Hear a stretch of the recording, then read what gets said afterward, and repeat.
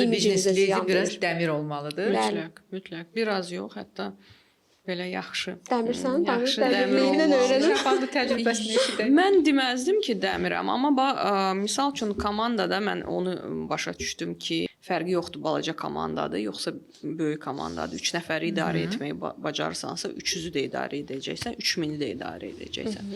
Məsələ ondan gedir ki, indi yəni sən dediyin kimi elə o Z generationa doğrudan da güldən ağır söz deyə bilmirsən. Bir dənə nəsə nöqsan tapan kimi ya inciyirlər, ya küsürlər.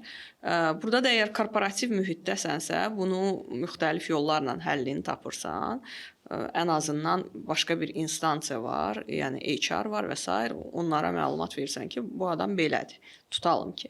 Amma əgər biznes özünündürsə, yəni burada səndən yuxarıda heç kəs dayanmayıb, özün həll etməlisən və mənim də başıma gəlib bir əməkdaşımız var idi, gənc bir xanım idi. Nə deyirdin, oturub ağlayırdı, nə deyirdin, oturub ağlayırdı. Bir müddətdən sonra biz başa düşdük ki, biz yol gedə bilmirik də, bərabər yol gedə bilmirik. Yəni hər yaş kateqoriyası ilə işləmişəm bu şəxsi işimdə, şokoladda. Yəni yüksək biraz məndən hətta böyük yaşda da əməkdaşımız var idi. Baxırsan ki, hə, intellekti də normal idi və s. amma onun da öz kaprizləri var idi.